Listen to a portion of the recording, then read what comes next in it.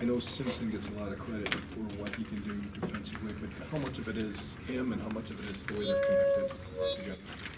Well, it's both. It obviously starts with a really good point guard. And you look, I mean, we're talking the other end of the floor, but the offensive things he does. But defensively, he puts a lot of pressure on the ball, but they are so connected defensively, cover for each other so much. When there are mistakes made, there's another guy there to cover up.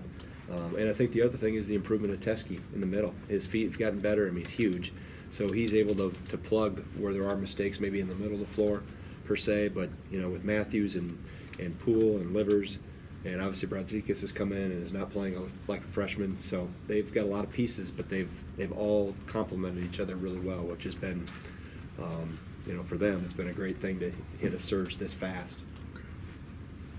How do you get to the foul line more? Because I'm sure that's an area you really want to see improve. Yeah, well, first of all, the ball's got to go in more to the post. Then you have to draw contact when you do go in and try to initiate contact, get people out of position, get them off balance, and draw the contact.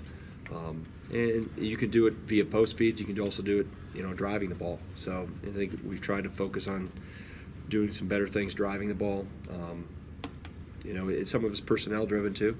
Some of it's the DNA of the people in the jerseys that doesn't come natural to do that. So we're in the process of trying to improve that, of seeking contact, of wanting to get fouled in there and go and have the confidence to go do that and the ability to go do it. So it's a combination of things. We've also missed some guys open in the post, and there's times where we have guys with defenders pinned on their back, and we're not throwing it in as much as we should. Kobe had a couple drives through him, hard drives through him. Does he need to jump stop? You always talk about jump stop, pump fakes. I think pump fake. You can't throw it into a 6'10" guy's arms. That's just a decision. That's experience of having that happen a couple times. So now you got to make better decisions. Great attack. I mean, that's the first step. He's one of the guys that can really attack and has the ability to do that. Yeah. Now we got to just make a better decision to either draw the foul or finish better inside. You knew Trice would level off offensively from what he was doing earlier in the season, but how have you seen teams try to defend him differently, if at all, over the last 6-7 games here? Yeah, I think one thing is when you get into the Big Ten, obviously things change because the scouting reports we know more about the opponents, they know more about us, so you're going to play to try to take away team strengths a little bit more, and you're going to know more background information. I think the biggest thing with Meach is the decision making when his initial offense does get taken away. Can you make plays for others? What's the next pass you can make?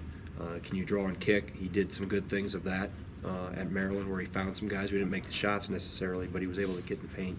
He got to the paint himself. So it's a process of him evolving as a point guard. He's got to think beyond scoring for myself or himself, and that's part of that whole educational process that he's going through of seeing not only the guy that's rolling, how are they playing the roller, what are they doing with the backside, do we have people open at the top, just seeing the different layers of the defense that we had talked about, that third and fourth. It's kind of like a quarterback going through his check down progression. You can't stare at just one receiver. We've got to move on to the second and the third and sometimes the fourth receiver, and that'll help become more productive, because when he was going through that, I didn't get consumed with 60% from three, because I knew, number one, it's hard to sustain it. Number two, you get defended a little bit differently. And now he's got to add other parts to his game to make people pay for sending two with him on a ball screen and find who they're leaving and make good decisions. You guys got so much contribution from a deep bench and just a lot of different guys to start the season. Do you feel like some of that has dropped off a little? And if so, how do you get some of that balance back? Yeah, I mean, it's every player goes through their own growth process, comfort level.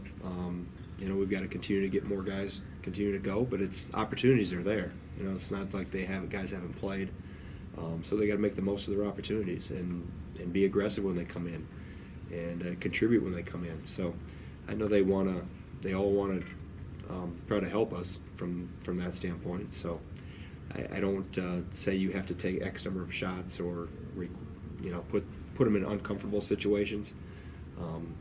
Some of those guys are still learning and are relatively young, specifically Kobe, in terms of what he brings a lot to the table. We've got to get his experience levels, needs to catch up with his ability and decision making. So, I think I liked what I saw the other night in terms of those two, Kobe, and I thought Aleem was more aggressive. Aleem looked a little more assured of himself than what he had been, so those things need to keep growing. I'm guessing this is a question where the answer is going to be, if we had the answer, we would have fixed it by now. But you guys have done a great job in the second half offensively.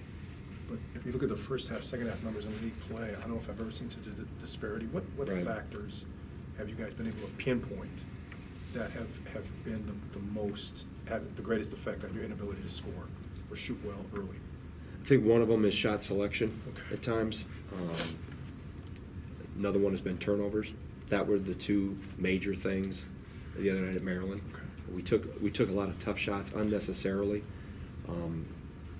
not even really in desperation mode. Sometimes you have to take a tough one with 2-3 seconds on the shot clock. You have to get a shot up.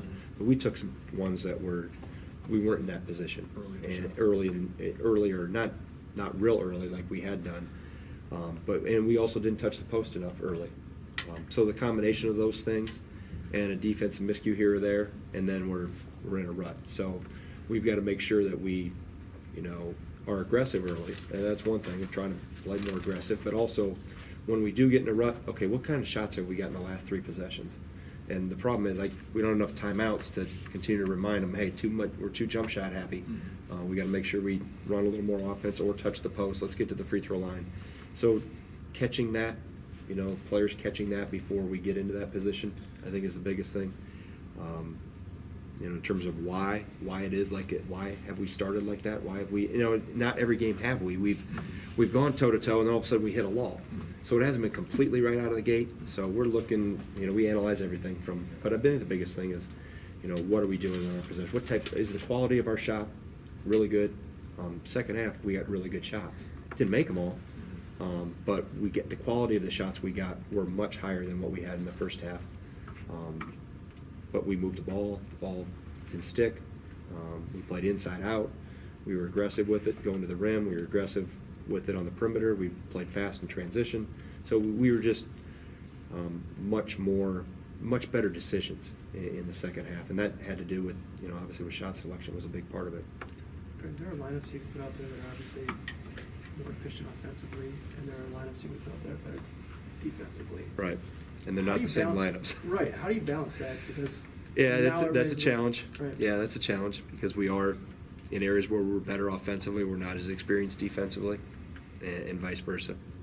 Defense hasn't our better defensive lineups. Maybe our offense isn't as good or isn't as efficient. So trying to find that right mix. We're still trying to develop those guys on both ends. The guys that are good offensively got to become better defensive players, and the guys that are further ahead defensively got to add more repertoire, more weapons, and do more things offensively. Time for 2 more. Just how big do you feel this game is upcoming on Saturday? Well, it's a big one because it's the next one. I mean, hey, they're off to a great start. They played really well. They're really good. You look at the teams, the three teams that are at the top of the league. What's the common denominator?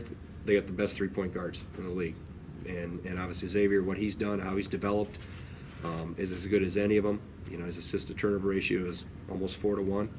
And you look at Michigan State with Winston, and you look at Maryland with Cowan. It starts with really good point guard play, and there are other pieces around them have evolved and grown, but I think it really starts the heartbeat of their team is with their point guard, and obviously John's done a great job of instilling that and having that culture grow there. But they, they're playing really well. They're not. It's not tricky. It's not fancy. It's just really solid and good players making good decisions, and that usually lends to successful basketball. So yeah, it's a big game because it's the next one, and they happen to be undefeated, and 17 teams have tried, and 17 teams have come up on the short end. So we'll see if we can be first.